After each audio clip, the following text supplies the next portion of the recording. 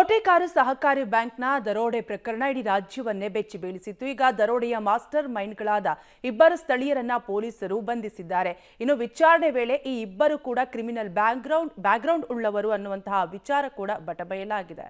ಕೋಟೆಕಾರು ದರೋಡೆ ಕೇಸ್ನಲ್ಲಿ ಇಬ್ಬರು ಸ್ಥಳೀಯರು ಅರೆಸ್ಟ್. 6 ತಿಂಗಳಿಂದ ಕೋಟೆಕಾರು ಬ್ಯಾಂಕ್ ದರೋಡೆಗೆ ಪ್ಲಾನ್. ಸ್ಥಳೀಯರ ಕುಮ್ಮಕ್ಕಿನಿಂದಲೇ ಕೋಟೆಕಾರು ಬ್ಯಾಂಕ್ ದರೋಡೆ ಪಿತೂರಿದಾರರಿಬ್ಬರ ಹೆಡೆಮುರಿ ಕಟ್ಟಿದ ಪೊಲೀಸರು. ಮಂಗಳೂರು ಹೊರವಲಯದ ಉಳ್ಳಾಲ ತಾಲೂಕಿನ ಕೋಟೆಕಾರ್ ಕೆಸಿ ರೋಡ್ನ ವ್ಯವಸಾಯ ಸೇವಾ ಸಹಕಾರಿ ಬ್ಯಾಂಕ್ನಲ್ಲಿ ನಡೆದಿದ್ದ ದರೋಡೆ ರಾಜ್ಯವನ್ನೇ ಬೆಚ್ಚಿ ಬೀಳಿಸಿತ್ತು.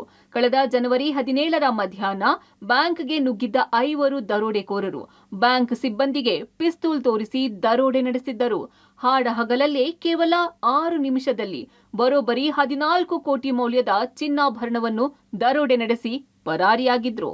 ಈ ದರೋಡೆ ಪ್ರಕರಣವನ್ನು ಸಿನಿಮೀಯ ಶೈಲಿಯಲ್ಲಿ ಮಂಗಳೂರು ಪೊಲೀಸರು ಭೇದಿಸಿ ಆರೋಪಿಗಳ ಹೆಡೆಮುರಿ ಕಟ್ಟಿದ್ದರು. ಇದೀಗ ಕೊನೆಗೂ ಇಬ್ಬರು ಸ್ಥಳೀಯರನ್ನು ಉಳ್ಳಾಲ ಪೊಲೀಸರು ಬಂಧಿಸಿದ್ದಾರೆ. ದರೋಡೆಗೆ ಸ್ಥಳೀಯವಾಗಿ ಎಲ್ಲಾ ರೀತಿಯ ಸಹಕಾರ ನೀಡಿದ್ದ ಬಂಟ್ವಾಳ ಹಾಗೂ ಕೋಟೆಕಾರ್ ನಿವಾಸಿಗಳಾದ ಭಾಸ್ಕರ್ ಬೆಳ್ಚಪ್ಪಾಡ ಮತ್ತು ಮೊಹಮ್ಮದ್ ನಜೀರ್ ಬಂಧಿಸಲಾಗಿದೆ. ಆರೋಪಿ ಭಾಸ್ಕರ್ ಬೆಳ್ಚಪ್ಪಾಡ ಈ ಹಿಂದೆಯೂ ದರೋಡೆ ಪ್ರಕರಣದಲ್ಲಿ ಭಾಗಿಯಾಗಿದ್ದ ಎನ್ನಲಾಗ್ತಿದೆ. ಕಳೆದ 2011ರಲ್ಲಿ ದೆಹಲಿಯಲ್ಲಿ ದರೋಡೆ ಯತ್ನ ಸೇರಿದಂತೆ ಹಲವು ಸುಲಿಗೆ ಕೇಸ್ ದಾಖಲಾಗಿವೆ. ಮುಂಬೈನಲ್ಲಿ ಇದ್ದುಕೊಂಡೇ ಈತ ಕೃತ್ಯಗಳನ್ನ ಮಾಡುತ್ತಿದ್ದ ಎನ್ನಲಾಗ್ತಿದೆ. ಕೋಟೆಕಾರು ನಿವಾಸಿ ಮೊಹಮ್ಮದ್ ನಜೀರ್ ಹಾಗೂ ಭಾಸ್ಕರ್ ಬೆಳ್ಚಪ್ಪಾಡ ಕೋಟೆಕಾರ್ ಬ್ಯಾಂಕ್ ದರೋಡೆಗೆ ಕಳೆದ 6 ತಿಂಗಳಿನಿಂದ ಇಬ್ಬರು ಪ್ಲಾನ್ ನಡೆಸಿದ್ದರು.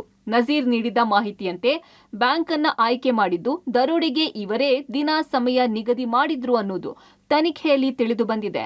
ಬ್ಯಾಂಕ್ ದರೋಡೆಗೂ ಮುನ್ನ ಪ್ರಮುಖ ದರೋಡೆಕೋರ ಮುರುಗನ್ 2 ಬಾರಿ ಕೋಟೆಕಾರು ಪ್ರದೇಶಕ್ಕೆ ಬಂದಿದ್ದ. ಬ್ಯಾಂಕ್ನ ವ್ಯವಹಾರ ಹಾಗೂ ಸುತ್ತಮುತ್ತಲಿನ ಪ್ರದೇಶದ ಮಾಹಿತಿ ಪಡೆದು ಹೋಗಿದ್ದ. ಈ ವೇಳೆ ಭಾಸ್ಕರ್ ಬೆಳ್ಚಪ್ಪಾಡ ಹಾಗೂ ಮೊಹಮ್ಮದ್ ನಜೀರ್ ಸಾಥ್ ನೀಡಿದ್ರು. ಒಟ್ಟಿನಲ್ಲಿ ಪ್ರಕರಣ ಸಂಬಂಧ ಒಟ್ಟು 6 ಮಂದಿಯ ಬಂಧನ ಆಗಿದ್ದು ಇನ್ನಿಬ್ಬರ ಬಂಧನ ಆಗಬೇಕಿದೆ. Sukhpal Polali, public TV, Mangaluru.